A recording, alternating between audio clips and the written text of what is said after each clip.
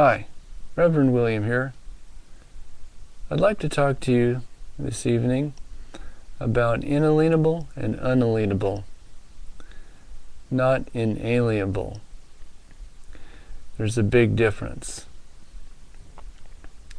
Inalienable are rights that can be surrendered by the individual or made to be surrendered by trick or scheme,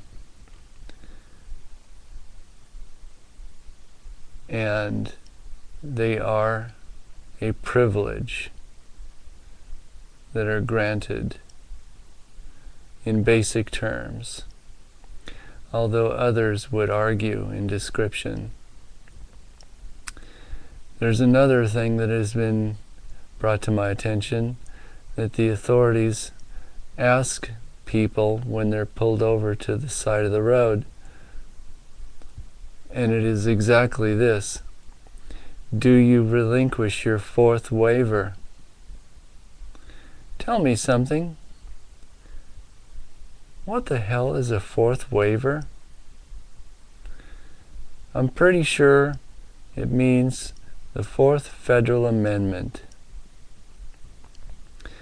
The Fourth Federal Amendment states, "The right of the people to be secure in their houses, papers, and effects shall not be violated against unreasonable searches and seizures, supported by oath or affirmation."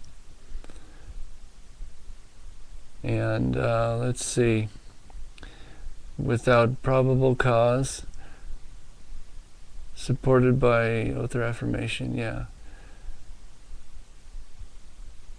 But basically, well, let's see.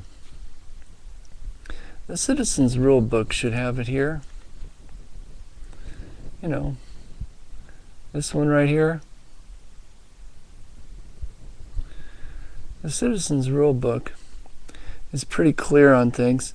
That's the very book, by the way, that attorneys have been thrown in jail for, trying to inform the jury of their true nature and power over the judge's decisions and attorneys' decisions in a court of law, which a court of law nowadays is a pretty big joke, being that they're all tyrannical courtrooms.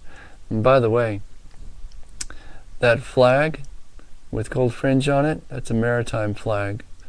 It means you're in a military courtroom, and when you step through that door, you're no longer on American soil.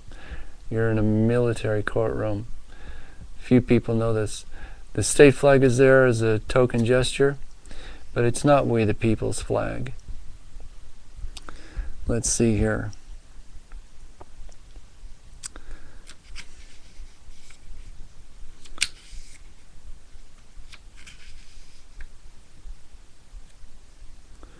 Let's see here.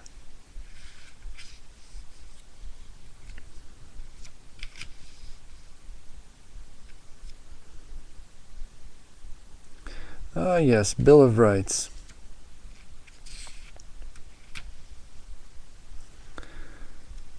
Article 4. Well, actually Amendment 4.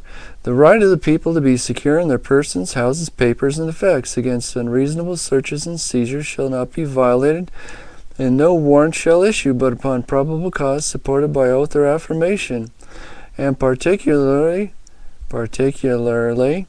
describing the place to be searched and the persons or things to be seized.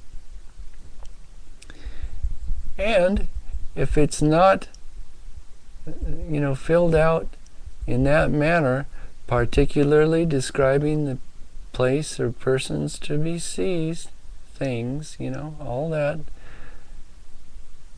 they are in trouble. There's such a thing as called fruit of the poison tree doctrine in the Black's Law Dictionary. You can also find that definition on wikipedia.com. Look it up. It'll be an enlightening experience. But,